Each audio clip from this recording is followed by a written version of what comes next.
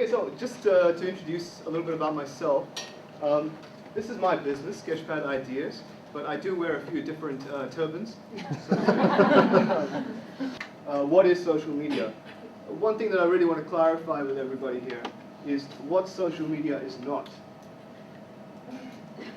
Okay. I'm glad to hear. Yeah. This is not social media as such. These are social media tools. Social media are media for social interaction using highly accessible and scalable publishing techniques. Social media uses web-based technologies, which is all those icons of different programs and softwares that you saw before, to turn communication into interactive dialogues. Much of the focus of this presentation is going to be about the value of turning communication into interactive dialogue. So why care about social media? Cultural democracy. I'm sure by now, even without me saying so, a lot of you will be able to understand where this fits in with the idea of social media itself, with the breaking down of geographical and cultural barriers with social media technologies. Cultural democracy is something that, also known as the democratization of media using online technologies. Self-determination. Basically, the idea that people should be empowered and can be empowered through CCD, especially, to determine their own destiny. And this relates to communities and societies and tribes and all sorts of groups of people. I actually would like to propose that social media by default drives towards social justice. And I'll talk about this a little bit more in a specific detail later. The idea is that everybody has control here, and I'm going to make a fairly provocative statement towards the end of my presentation, which I really want you guys to look out for. But for now, talking about social media being in your hands, here's some facts to consider. The point is that it's spreading, and it's spreading like wildfire. Now, there are certain ramifications for this. I mean, whilst those figures look quite interesting and fascinating to sort of stare at, the idea is that there are real sort of implications of what happens with those statistics. The mobility and accessibility of people to contribute has triggered our innate ability as human beings to practice something that we've otherwise been excused from almost, and that is global empathy. And that's great. And I'm not saying this is just about social media, or social media has created those changes, but what it certainly has done is opened up avenues for people to use those tools to practice that empathy which they otherwise may not have. Has anyone here heard of GetUp? Yes. Yeah. Okay, they were very successful in launching a lot of campaigns, and a lot of people don't acknowledge this for some reason, I'm not sure why, but that really is social media, even though it is just about sending out emails and getting people to donate and register. It's still social media because it's provoking that conversation. But I want to say something that might sound contradictory. It's not about how many people you connect with, it's about who you connect with. Now I'm just going to flash a few words here on the screen and talk about them. Purpose. If you don't know what your purpose is, you're not going to be able to identify your audience. If you can't identify your audience, you're not going to be able to identify your community. And if you can't identify your community and understand them, then you're not going to be able to identify what kind of a conversation you need to have to actually make those changes that are going to happen beyond, as you said, just sharing something. Conversation. Conversation over selling. What conversations are you engaging with as an online presence? And very, very often the response is that, well, why do we need to comment on anybody? Why do we need to engage in any conversations? We have all, that's a very egotistical perspective to take. And the fact is that most of these people are very innocent to that. They don't realize that it's egotistical. They just think, well, social media is a platform to promote what you're doing. But as social media becomes more and more real-time, social media technologies become more and more real-time, the importance of conversation is going to dominate the importance of promotion. And I would also argue that in the context of community cultural development, it's about conversation. Because even when you're making a media release for a CCD project, if you're not provoking or instigating or encouraging a conversation to take place that you can, again, reciprocate with, what change are you really affecting? The other is collaboration. The idea of collaboration that I want to, really talk about is the idea of collaborating with people that you wouldn't usually collaborate with because you think they don't have a vested interest in your cause or your idea or your project. Global community. Again, this is a real takeaway that I want to take, is that if you're going to adopt social media as part of your marketing strategy, then think about it in terms of community. Think about what community you want to engage with, and think about how you're going to engage with that community for conversation and collaboration. Now, there's a quote by Chris Brogan, who's an author, quite a prominent author on social media and marketing and community and the sort of stuff that I talk about as well. And yeah, it says the difference between an audience and community is which way you turn the chairs. And finally, I just want to sort of close on that point that if you're not a producer, you're no longer a consumer, because there's no space left for people to just sit back and read the paper. Which I'd like to thank Paula for being in a room full of people who are passionate about community cultural development, that this applies to community development workers across community cultural development, general community development, all the more.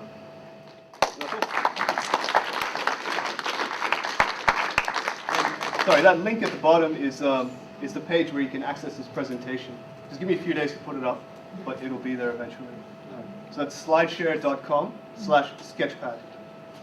Just on the topic of creating a conversation or inciting discussion on touchy topics, I've had the question come up before about censoring posts on social media. So when do you decide to delete someone's comment or not? I've had some people say to me, you should never delete anything because your audience, everyone deserves that democratic voice. What do you ever delete things?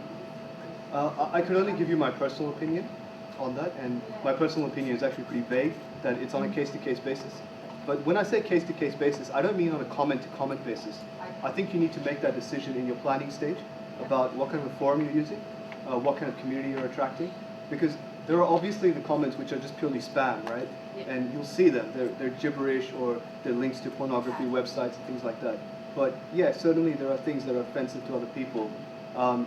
One rule of thumb that I like to adopt is that if that conversation was happening in a public forum, in an actual room, would you ask the person to leave if they said that same thing? In my experience, you can spend a lot of time and a lot of energy keeping social media alive. Is it necessarily something you think that needs a lot of love to be pushed? My really simple response to that is that it's a bit of a bell curve, that initially when you're setting up, it's pretty quick to set up your profiles and everything, and then it takes a lot of time to get engaged into those conversations. But once you've got the flow and momentum going, it's going to save you a lot of time in other operational things that you're probably spending your time on without the help of social media. And those things aren't as apparent as numbers and figures, but they do become that eventually. And I guess the sort of return on investment for a lot of larger agencies, including big charity organizations and big companies, is that when they develop that return on investment from social media, the time they're investing in social media, they can hire someone to take care of it for them as well. I resist so far all that social media simply because to me it really runs the risk of becoming a platform for a lot of soapbox wailing and airhead opinions with no substantiation of that information. Like we just talked about the Wikipedia, and that we don't use it as a reference in our TAFE or uni or some other place because it's unsubstantiated. A lot of that stuff hitting those social media tools is crap.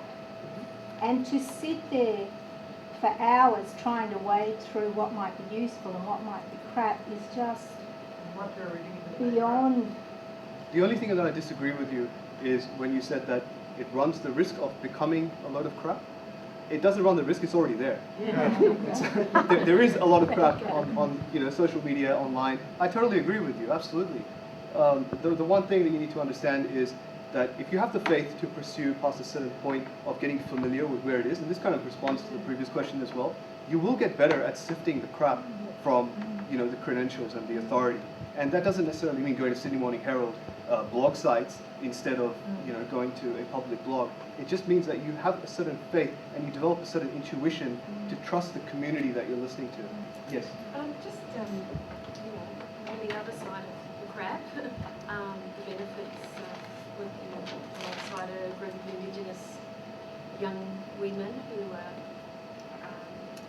either grown up in domestic violence or living with domestic violence at the moment, who are really linking together very strongly through the social media and running an event in Marrickville. And they're young women, but they've got the council, they've got all these community organisations and politicians who are willing to get behind it.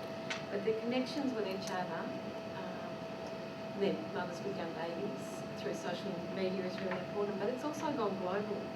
So they're finding supporters in America through Facebook who are sending out their quilted designs for their Purple Ribbon Day out to Australia for their White Ribbon Day. And I guess, I'm not really savvy myself, but I'm seeing with the younger generation of these women just how profound that experience has become in their lives. Yeah. Thanks for sharing. It's a great example. Just would like to make a comment. Yesterday in Sydney morning. I'm sorry, I can't hear you. So it's just a comment about the social media. Yesterday in Sydney Morning Herald, I was reading an article on the line, and I saw this article. Probably you heard of Tea Party in America that they're going on. So there's a new party coming up called Coffee Party. And the idea, the founder of this party is there's obviously an Asian woman who lives in America and wasn't agree about all the things that the Tea Party were going on. And she wanted to express herself and say something about this. So she went to the Facebook. She opened the Facebook page, and guess what? In 3 months, she got 300,000 people made a comment, and they decided to establish their own party, and they eligible to have a candidate for the election, the upcoming election in America. With the number they actually signed for this one, it's so much more than the other parties. I think the Tea Party is about 186,000 people in the other party. So it's just, for me, this person had difficulty to set up the Facebook page because she was doing it for the first time. And I was thinking, wow, if someone wanted to organize this one through the, other things, how long would it take that person and how much money had to spend to get to that, result? So I find it fascinating. Yeah, no, absolutely. That's a great example as well. Yeah, look, I Maybe might one comment last on that. question, Like, and I was just wondering if you want to invite Christy. yeah, come up you two. Christy and Mona, come up. Did you want to make a comment? Yeah, I was please. just, I was just going to say, isn't Facebook the third largest country in the world? I think it's got a movie about it. If it was a country. Well, yeah, they are releasing the movie next week. I guess Can I ask on that topic? Okay, you reached an X amount of hits, membership. How do you retain? Because there's also, how do you retain that audience? What sort of strategies do you use? Okay. First thing is you need to start thinking of it in terms of an audience. Yeah. And you need to start thinking of it in terms of community.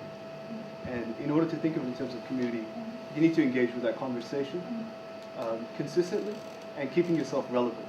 So it's almost like the old adage of, ask not what you can do, or what your country can do for you, ask what you can do for your country.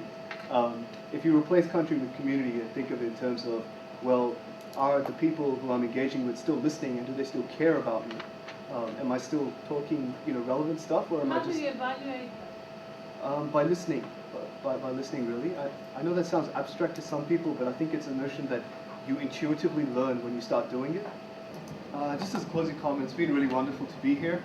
Let's thank Mona and Christy. Thank you so much for coming. Try and come next week. We've got culture development and local government, which is